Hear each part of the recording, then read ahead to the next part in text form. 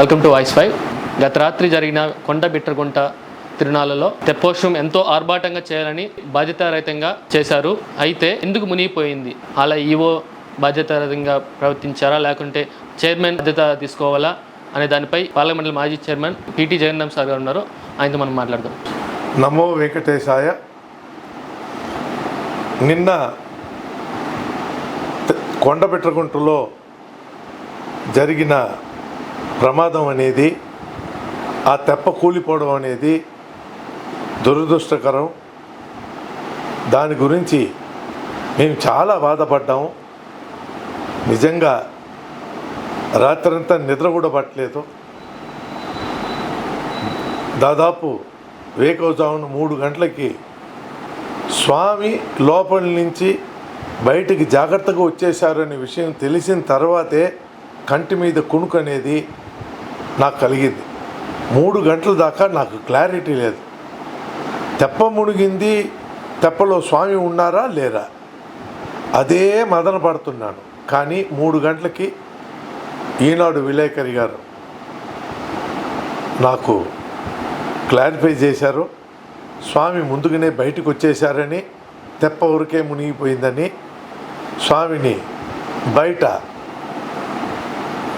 తీసుకొని వెళ్ళారని, ఆ చుట్టూ కోనేరు చుట్టూ తిప్పారని ఏవో చెప్పారు.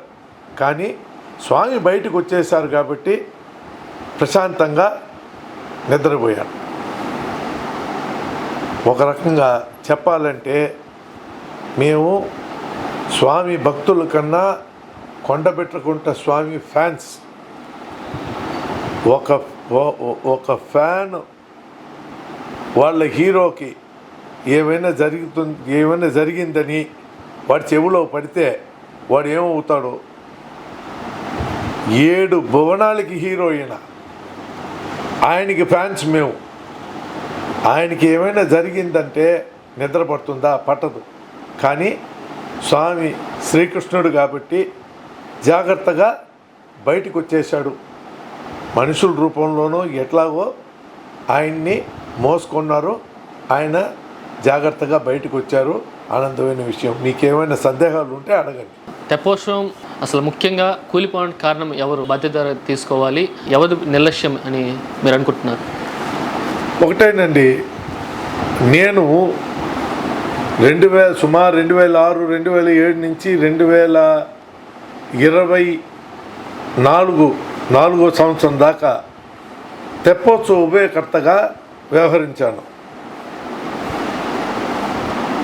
నేను తెప్పోత్సవం ఉభయకర్తగా ఉన్న కాలంలో నేను ఈవో, చైర్మన్ అందరూ కూర్చొని, ఆ పీడబ్ల్యూడీ ఇంజనీర్తో కూడా కూర్చొని నీళ్ళు ఎంత వదులుతున్నారు ఏంది అని మాట్లాడుకునేవాళ్ళం.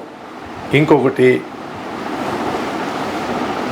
ఎడిబుల్ ఆయిల్ పీపాలు కానీ కిరసనాయిల్ పీపాలు కానీ తీసుకొని వచ్చి వాటిల్ని ఒక పద్ధతిగా కట్టి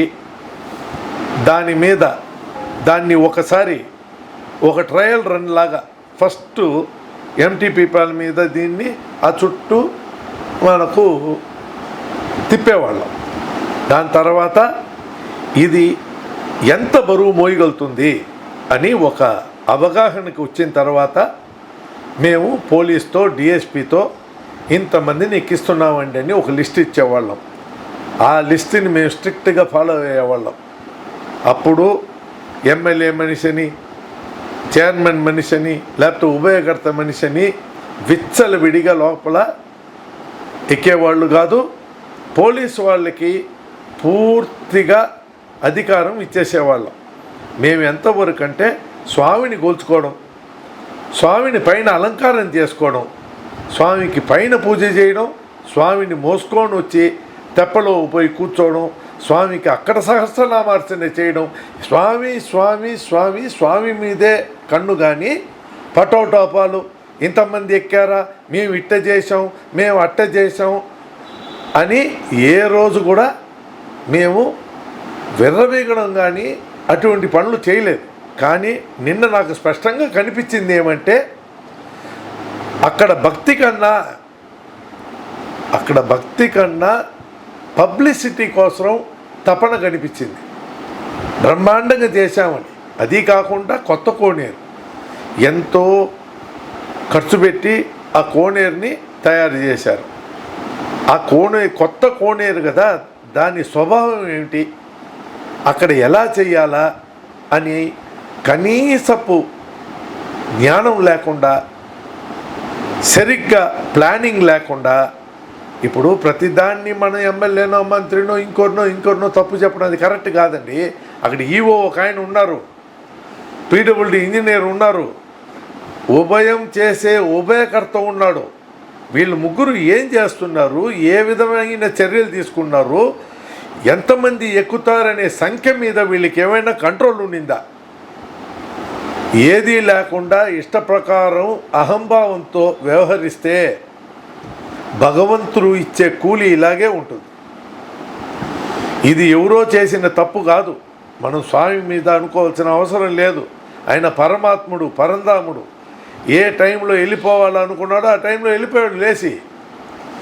ఎవరెవరు తప్పులు చేశారో వాళ్ళు అబాస్పాలయ్యారు. ఈరోజు తెప్ప మునిగిందంటే ఎంతమందికి అపకీర్తి ఇది? ఇదేమైనా సామాన్యమైన విషయమా? కానీ నేను ఎవరిని నిందించదలుచుకోలేదు. కానీ ఇకపైనైనా ఒళ్ళు దగ్గర పెట్టుకొని, అది వెంకటేశ్వర స్వామి, శ్రీదేవి భూదేవి సమేత వెంకటేశ్వర స్వామి, ఒక ముఖ్యమంత్రి, ఒక ప్రధానమంత్రి, ఒక మంత్రి వస్తున్నారంటేనే మనం ఎంత జాగ్రత్త తీసుకుంటాము. ఆ దేవదేవుడు 7 భువనాలకి ఆయన హీరో, నాయకుడు. ఎవరు వస్తున్నారు అక్కడ అనేది ఒళ్ళు దగ్గర పెట్టుకోవాలి. ఆ శ్రీ మహావిష్ణువు, శ్రీదేవి భూదేవి తల్లులతో పాటు వస్తున్నాడు అంటే ఒంట్లో ఎంత జాగ్రత్తగా ఉండాలా. ఒక మంత్రి వస్తున్నాడు, ఒక ముఖ్యమంత్రి వస్తున్నాడు అంటేనే ఇంత సెక్యూరిటీ. ఇన్ని చూస్తారే, ఆ దేవదేవుడిని తీసుకొని వచ్చి అక్కడ పెట్టినప్పుడు ఎంత జాగ్రత్త ఉండాలా. దయచేసి బుద్ధి తెచ్చుకోండి. మనం ఎవరికి ఏమి చూపించాల్సిన అవసరం లేదు. భగవంతుని విషయంలో వచ్చినప్పుడు జాగ్రత్త పడి భగవంతుని సేవలన్నీ భక్తితో, శ్రద్ధతో ప్రతి ఒక్కరూ చేయాలని మనస్ఫూర్తిగా కోరుకుంటున్నాను. నమో వెంకటేశాయ. సార్, గతంలో మీరు 18 ఏళ్ళుగా అక్కడ ఉభయకర్తగా పనిచేశారు కదా, అప్పుడు ఎప్పుడు జరగని విధంగా ఇప్పుడు ఎందుకు 2 పడవల మీద ఇలాగా తెప్పోత్సవం జరిగింది అంటే ఎందుకు? అప్పుడు మీరు గతంలో ఎలా చేశారు అని మీకు ఒక తెలుసు కదా, ఎందుకు జాగ్రత్తలు పాటించలేదు? 2 పడవల మీద ఎందుకు అలా తెప్పోత్సవం చేయాల్సి వచ్చింది? మీరు ఎలా చేశారు అంతకుముందు? మీ అభిప్రాయం చెప్పండి. క్లుప్తంగా చెప్పాలంటే భక్తి లోపం అండి. వచ్చే ఆయన ఎవరు? శ్రీదేవి భూదేవి సమేత ఆ దేవదేవుడు వస్తున్నాడు అనేది ఆ కడుపులో భక్తి, భయం 2 ఉంటే ఇటువంటివి జరగవు. రెండవది, మన పెద్దవాళ్ళు చెప్పేవాళ్ళు, ఒరే 2 పడవలో ఏంద్రా ప్రయాణం, ఎక్కడ ఊరికి పోయి జారవని. మీరు వినున్నారో లేదో. 2 పడవలు, ఊగే పడవలు, వాటిల్ని అంత బ్రహ్మాండంగా కట్టేంత టెక్నికల్ నాలెడ్జ్ ఎవరికి ఉందండి? ఇక్కడ లేదు. ఇంకొకటి, వినూతంగా ఏదో చేయబోతున్నాము అనుకుంటే షార్ట్ రీల్స్ చేయవచ్చు, ఇంకొకటి చేయవచ్చు. భగవంతుడి విషయంలో వినూతనంగా ఏదో ఒకటి చేయాలని ఇట్లాంటి పిచ్చి పిచ్చి వేషాలు ఇస్తే వాటికి రిజల్ట్ ఇలాగే ఉంటుంది, దాని పర్యవసనాలు ఇలాగే ఉంటుంది. రెండోది, నేను ఉభయకర్తలకు కానీ గుడి కమిటీకి కానీ వాళ్ళకి చెప్పేది ఏమరా అంటే, మీ అదృష్టం బాగుండి ఆయన కరుణ కటాక్షాలు ఉండి మీకు ఆయన సేవ చేసే భాగ్యం ఇచ్చాడు. ఆయన 7 భువనాలకి రాజు. ఆయన చిన్న నాయకుడు కాదు, వీధి నాయకుడు, జిల్లా నాయకుడు, స్టేట్ నాయకుడు, సెంట్రల్ నాయకుడు కాదు. ఆయన 7 భువనాలకి రాజు, మనల్ని ఏలే స్వామి. అది మనసులో పెట్టుకొని ఒళ్ళు దగ్గర పెట్టుకొని పనిచేయండి. మొట్టమొదటిసారిగా మన నెల్లూరు జిల్లాలో క్యాన్సర్ సంబంధిత సంపూర్ణ వైద్య సేవలు ఇప్పుడు మన మెడికవర్ హాస్పిటల్ నందు అందుబాటులో. అత్యాధునిక సాంకేతిక పద్ధతులలో దక్షిణ భారతదేశపు మొదటి హాల్సియన్ రేడియేషన్ మిషన్ తో క్యాన్సర్ కు రేడియేషన్ చికిత్స, నిష్ణాతులైన వైద్య నిపుణులు, మెడికల్ సర్జికల్ రేడియేషన్ ఆంకాలజిస్టులు, న్యూక్లియర్ మెడిసిన్ ఫిజిషియన్ అన్ని వేళలా అందరికీ అందుబాటులో. అన్ని రకాల క్యాన్సర్ చికిత్సలను డాక్టర్ ఎన్టీఆర్ వైద్య సేవ పథకం ద్వారా నిర్వహించుతారు. మరిన్ని వివరాలకు 086135003551 ను సంప్రదించండి. Medicover cancer institute, NH5, Chintareddypalem cross road, Nellore.